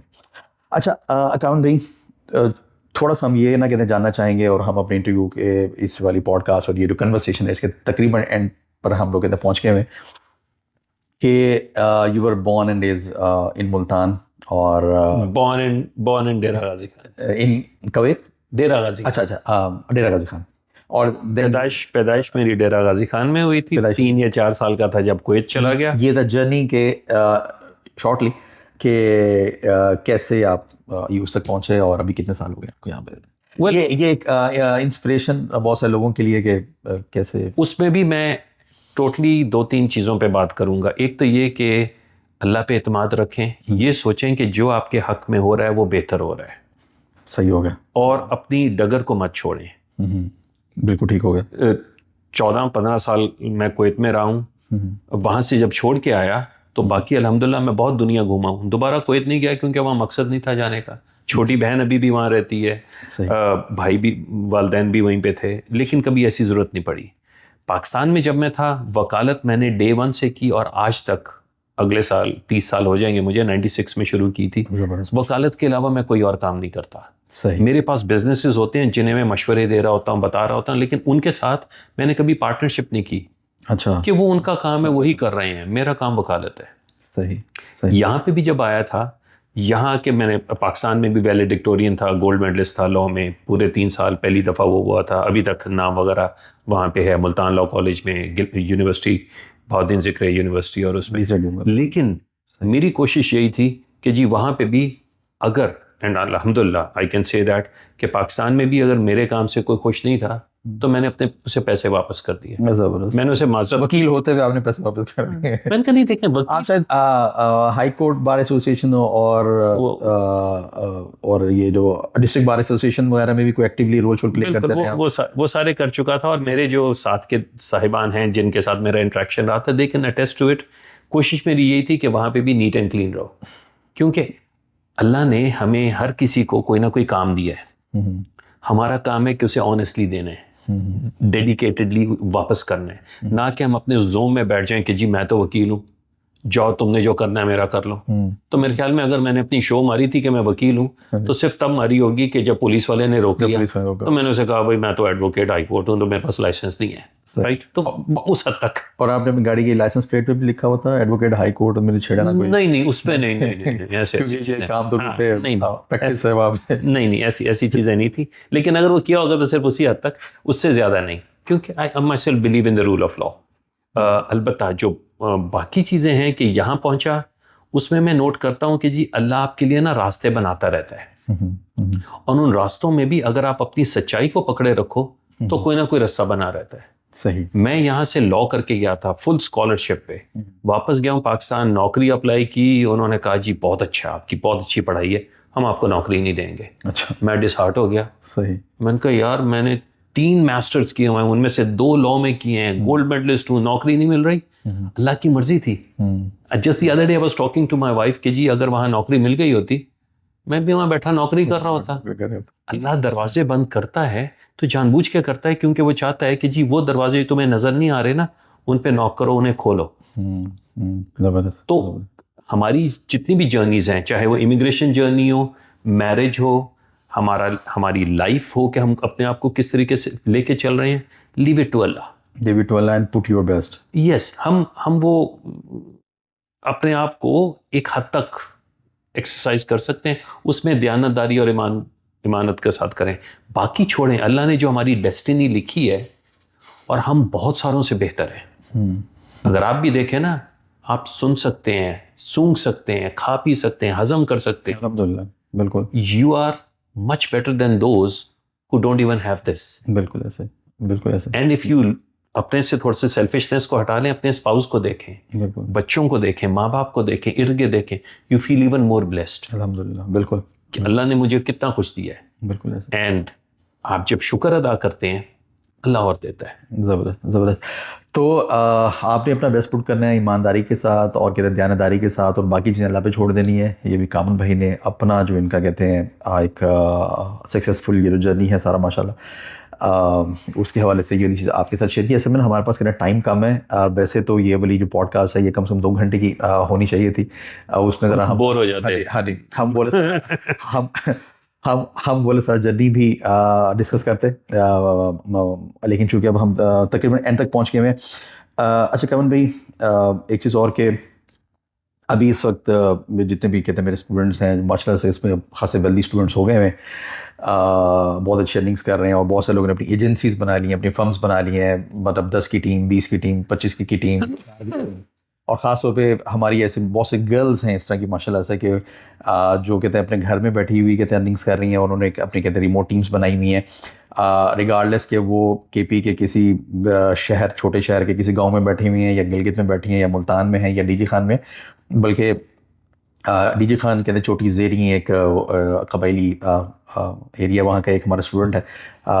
वो इस वक्त इस्लामाबाद की एक ऑर्गेनाइजेशन है, उसको कहते हैं कंसल्टेंसी देता है, और साथ में कोई 13-14 लोगों की उसकी टीम है उसकी वहाँ पे डीजे खान में एम्प्लॉयमेंट जनरेट किया। तो इस तरह के ना अल्हम्दुलिल्लाह बहुत ज़बरदस्त किस्म का कहते हैं आप कह लें कि एक इनकलाब सा अल्हम्दुलिल्लाह हमारा ना कहते बर्पा हुआ है। तो ये जो इस वक्त हमारे ये जो स्टूडेंट्स हैं या फ़ैन फॉलोअर्स हैं, ये कैसे आपसे रब्ता कर सकते हैं? और आई वुड लव कि अगर आप थोड़ा सा ये भी बता दें कि आपके क्या चार्जेस होते हैं, कैसे आपके साथ ये बात करें, और कैसे वो प्रोसेस चलेगा।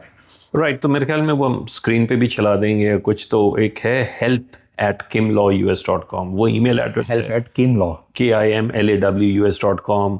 व्हाट्सएप नंबर्स हैं, ऑफिस नंबर्स हैं, वो उन पे रब्ता कर सकते हैं। इनिशियली मेरी जो कंसल्टेशन है it's 250। I don't give any free consultations. मैं 1 घंटा $250 an hour जी फॉर 1 आवर। और वो $250 का मकसद ये है कि जब कोई मेरे पास आए और जब वो निकल के जाए तो उसे पता लगे कि वाकई मुझे कुछ पता लगा है अपने मुताबिक। क्योंकि जनरल इंफॉर्मेशन तो हम अभी दे रहे हैं, वो 1 घंटा एक्सक्लूसिवली उनके लिए होता है, जिसमें आई कंप्लीटली अंडरस्टैंड कि जी it's a lot of money for people in Pakistan, and I even appreciate them कि जी एक शख्स जहाँ उसके पास बहुत सारे ऑप्शंस हैं, वो कहता है कि जी मैं कमा इतना रहा हूँ लेकिन इस 1 घंटे के लिए मैं इतने पैसे दे रहा हूँ। तो I am sorry but that's what it is. लेकिन मेरी कोशिश ये होती है 2 चीज़ें। एक तो ये कि अगर वो शख्स पैसे दे रहा है ना, तो उसे ये पता होना चाहिए कि ये पैसे मेरे हलाल हुए, और दूसरा उसे ये पता होना चाहिए कि इस 1 घंटे में मुझे जो इन्फॉर्मेशन मिली है वो मेरे लिए लाइफ चेंजिंग हो, and customised and everything over there. एक और चीज़ जो जाते आते मैं आपके इन सारे फॉलोअर्स से बात करना चाहूँगा कि जी तजारत करें, अल्लाह के साथ करें, और वो तजारत करें अपने इर्द गिर्द जो परिंदे, जो आपसे लेस फॉर्चुनेट, जो जानवर, कोई भी ऐसा शख्स जिसे आप समझते हैं कि जी अल्लाह ने इसे मुझे एक वसीला बना दिया, उसे दे दें। चिड़ियों के लिए दाना रख दें, बाहर निकल रहे हैं पानी रख दें, सबील लगा दें। कोई ऐसा काम करें जिससे आपको ये पता हो कि जी मैं अगर नहीं भी हूँ तो ये काम किसी के भले के लिए हो रहा है। कुछ भी है, सड़क से पत्थर पड़ा है वो हटा दें। ये छोटी छोटी चीज़ें हैं जो आपको पता नहीं कितनी आफत से दूर रखेंगी। ज़बरदस्त ज़बरदस्त।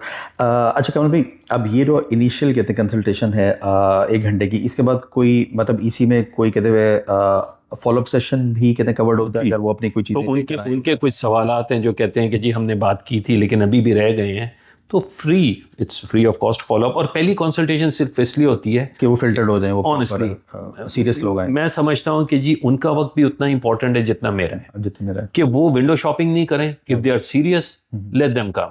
Right. And I don't know if I should share this और नॉट। मैं रोल्स रॉयस लेने गया था, माशाल्लाह। मैं जब लेने गया हूँ मेरे गिर्द कोई नहीं सेल्समैन आया। सही। उसने कहा लेनी होगी तो खुद ही इंटरेस्टेड होगा। अच्छा, क्योंकि उन्हें पता है कि जिसने लेना है उसने खरीदनी है, वो विंडो शॉपिंग नहीं कर रहा। और इसी तरीके से आप टोयोटा ह्यूंडई की शोरूम में चल जाएं, आपके इर्द गिर्द आ जाएंगे सारे, कौन सी गाड़ी चाहिए, कितने में चाहिए, क्या बात है, क्योंकि दे नो कि they have to trap you. मेरी कोशिश यही होती है कि मैं उन लोगों के साथ काम करूं जो वाकई अपना टाइम भी वैल्यू करते हैं। बिल्कुल, मेरा तो करेंगे ही लेकिन अपने टाइम को भी वैल्यू करते हैं। अगर वो नहीं करते तो ना करें। सही। अच्छा, और ये जब यानी कि ये जो फ्री कंसल्टेशन और वो जो कहते हैं फॉलोअप जो था, उसके बाद जब एक उस बंदे का पाथ हो गया क्लियर, अब अगर उसने फॉर एग्जांपल उसके लिए ये चीज़ हुई है कि जी तुम्हें E2 फाइल करना चाहिए, एग्जांपल दे रहा हूँ, राइट। अब उस वाले प्रोसेस की फिर जो भी फ़ी है वो हम कम्युनिकेट करते हैं, बल्कि कई दफ़ा वो उसी कंसल्टेशन में ही होता है। उसी कंसल्टेशन में तो my focus is to make that person's thought clear. Right. जितनी जल्दी वो मुझे क्लैरिटी में जवाब दे रहा है मैं उसे बताता यार। तो एक शख्स सर कह रहा है हाँ मुझे पता है कि मैंने ये काम करना है, मैं कहता हूँ इसकी ये फीस है, ये रिक्वायरमेंट्स हैं। Right. I play a game of ping pong. मैं कहता हूँ आप मुझे बताओ, मैं आपको चीजें बताऊंगा। अगर आप ही कंफ्यूज हो, राइट। और उनकी उस वाली कंफ्यूजन की क्लैरिटी में ऑब्वियस बात है, आप हेल्प आउट करते हैं, राइट। अच्छा, फॉर एग्जांपल आपका कोई एक प्रोसेस है, E2 है या कहते हैं ग्रीन कार्ड है, फॉर एग्जांपल उसकी कहते हैं फ़ी है $6,000, राइट। तो वो कि $6,000 हमें अपफ्रंट सबमिट कराना होता है या जैसे जैसे प्रोसेस चलना होता है नॉर्मली उनके साथ? So I work with people. Fees जो है वो मैं इसलिए लेता हूँ क्योंकि मेरा काम है, लेकिन at the same time I understand people's concerns. तो कुछ ऐसे लोग भी हैं जो मुझे कहते हैं कि जी हम पूरी फीस नहीं दे सकते, अभी पेमेंट प्लान कर दें। पेमेंट प्लान मैं कहता हूँ मैं कर तो ये दूंगा। ऑप्शंस होते हैं। बिल्कुल। कुछ मुझे कहते हैं कि जी हम आपकी फीस जो है ना आप कुछ कंसेशन कर दें, and you know what, I am very upfront. मैं कहता हूँ क्यों? और मेरे सवाल पे वो कहते हैं ये तो हम एक्सपेक्ट नहीं कर रहे थे कि आप क्यों पूछेंगे। मैं कहता हूँ देखो भाई आप मेरे पास आए हो, सही, तो आप मुफ्त में काम चाहते हो वो मैं करूँगा नहीं। ऑब्वियसली। आप डिस्काउंट चाहते हो तो मुझे बताओ क्यों डिस्काउंट चाहते हो? क्यों चाहते क्या आप चाहते हो कि जो मैं आपको काम दे रहा हूँ उसमें मैं को कमी कम करके करूँ? कहते हैं नहीं काम तो हम पूरा चाहते हैं। मैं फिर कमी क्यों कर रहे हो भाई? सही हो। So simple. It's very simple. हाँ, हद अगर होता है तो एक साहब हैं वो कहते हैं कि जी देखें अभी हमारे पास इतने पैसे नहीं है, but we want to retain you with the passage of time will do it. I said अब don't worry, I am totally with you, I understand, मैं आपके साथ पूरा कोऑपरेट करूंगा, वक्त के साथ साथ मुझे देते रहना। राइट। लेकिन ये कहना कि जी काम पूरा करो और पैसे हमने आपको नहीं देने, वो सूट नहीं करता। Kavan bhai, it is and it was an amazing interaction and discussion with you. Before I conclude, कोई एक ऐसा मैसेज जो आपका अपना लाइफ का कहते हैं निचोड़ हो, ख़ास तौर पे लाइफ या कहते हैं फाइनेंशियल सक्सेस के हवाले से, जो आप एम्पावर्स की और कासिम सनारामे की जो कहते हैं फ़ैन बेस है या ऑडियंस है या जो हमारे स्टूडेंट्स हैं उन्हें आप कहते हैं देना चाहें? क्योंकि ना मेरा एक एक्सपीरियंस है कि समटाइम्स हमारा एक सेंटेंस, हमारा एक वर्ड, और ख़ास तौर पे यानी कि आप लाइफ के वक्त जिस जगह पे हैं और जो अचीवमेंट्स माशाल्लाह से आपकी हैं, क्योंकि अभी टाइम कम था इसलिए आपकी बहुत सारी अचीवमेंट्स जो मैंने कहते हैं ज़रा सोशल मीडिया पर भी देखी है, मैं अभी तक यहाँ पे शेयर नहीं कर पाया। अल्लाह करने वाला उसको हम इंशाल्लाह कहते हैं किसी और टाइम के ऊपर कहते रखेंगे इंशाल्लाह। तो कोई एक लाइफ लॉन्ग कहते मैसेज जो आप कहते हैं हमारी ऑडियंस को देना चाहें काइंडली। आपके सबसे लकी फॉलोअर्स वो हैं जिनके माँ बाप हयात हैं। ज़बरदस्त ज़बरदस्त ज़बरदस्त। उनकी खिदमत करें, खिदमत करें उनकी। वो अगर नहीं है तो उनके साथ आपके जो खाला, आपके जो रिश्तेदार, वो नेबर्स आपके जिन्हें आप समझते हैं कि जी ये मेरे लिए वेल विशर्स हैं, वो करें। बहन भाई हैं आपके, चाहे बड़े हैं चाहे छोटे हैं, ज़बरदस्त। जिस मोहल्ले में आप रहते हैं वहाँ पे you should be a good person. एक ऐसा शख्स जो कि जब वहाँ नहीं हो तो आपको वो याद करें आपको, जो हर हवाले से, जो मैंने भी थोड़ी देर पहले तिजारत वाली भी बात की, तो कई दफ़ा आप ये समझते हैं कि जी मैं अगर इस शख्स को पैसे दे रहा हूँ तो मेरी इनकम में कमी हो रही है। नहीं, वो अल्लाह आपको इसलिए दे रहा है क्योंकि आप उसे दे रहे हैं, और जब आप रोक देंगे ना आपका भी रुक जाएगा। तो अगर पैसे कमाने हैं ना, बहुत आसान नुस्खा है, अल्लाह के साथ तिजारत, अल्लाह के साथ तिजारत, और लेकिन त्यानदारी के साथ, दिखाओ नहीं किसी को। सही, ये नहीं कि अच्छा चले आए वो जो सलाब ज़दगान है ना, हम उनके यहाँ चावल का थैला दे के आते हैं और तस्वीरें होनी चाहिए और वो सब कुछ, चुप करके दे आओ। क्योंकि अगर आप ये चाह रहे हो ना कि आपका सोशल मीडिया का प्रेजेंस हो तो वो तो हो जाएगा, सही है, लेकिन अल्लाह ही नोज़, मदद करो। और ये इंटरेस्टिंग बात ये है कि हम सब के पास ये बहुत सारे मौके आते हैं।